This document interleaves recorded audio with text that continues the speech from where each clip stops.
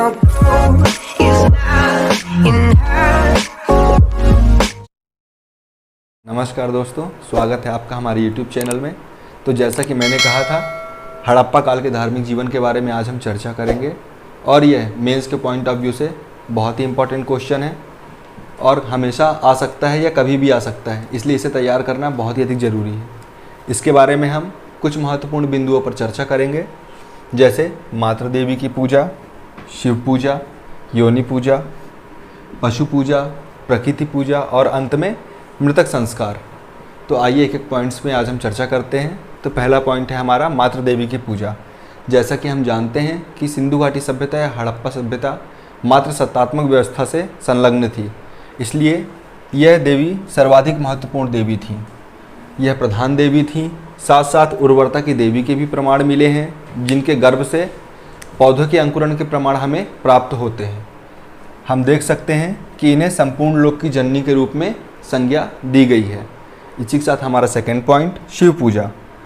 एक पुरुष देवता जो कि एक उच्च सिंहासन पे शांत मुद्रा में ध्यान की अवस्था में बैठे थे, ऐसे पुरुष को शिव के रूप में माना जाता है और इन्हें ही पशुपति कहा जाता है।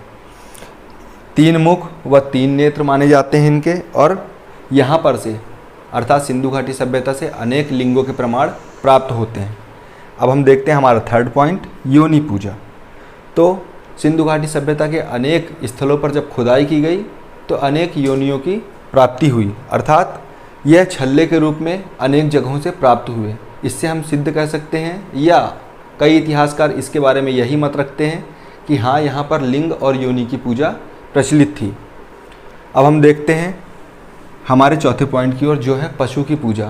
तो हम जानते हैं कि पशुपालन और कृषि यह 2 भारतीय अर्थव्यवस्था के सर्वाधिक महत्वपूर्ण अंग हैं, जहाँ पर सिंधु घाटी सभ्यता में कृषि बहुत ही अधिक महत्वपूर्ण रोल अदा करती थी और सर्वप्रमुख व्यवसाय था।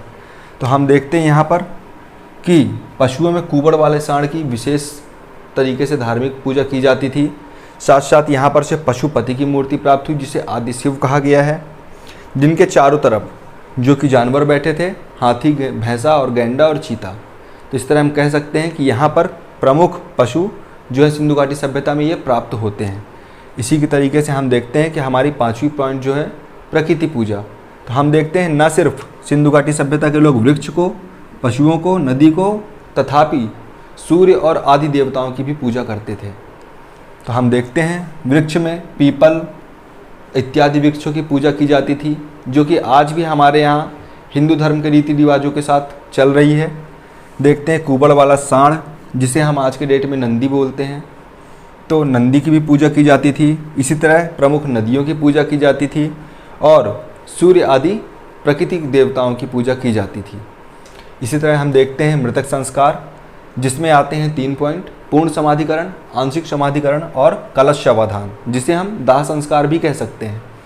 तो पूर्ण समाधिकरण में जिस तरह हम देख रहे हैं कि मृतक के शरीर को पूरी तरीके से ज़मीन में गाड़ दिया जाता था, और आंशिक समाधिकरण में उनके शरीर को कई तरीके से, जैसे हम जानते हैं, जैसे कई इतिहासकारों में भेद है।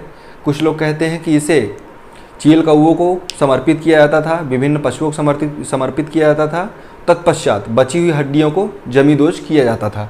और अंतिम में है दाह संस्कार या कलश शवाधान। इसमें मानव शरीर को पूर्णतया अग्नि में समर्पित करके और उसके हड्डियों के अवशेष को कलश के माध्यम से रखा जाता था। और विभिन्न इतिहासकारों ने इसे कलश के माध्यम से ज़मीन में गाड़ने का भी उल्लेख किया है। तो इस तरह हम देखते हैं कि सिंधु घाटी या हड़प्पा कालीन धार्मिक जीवन आज के अर्थात तात्कालिक और आधुनिक समाज में हिंदू देवी देवताओं या हिंदी प्रचलन से काफ़ी तरीके से मेल खाती है।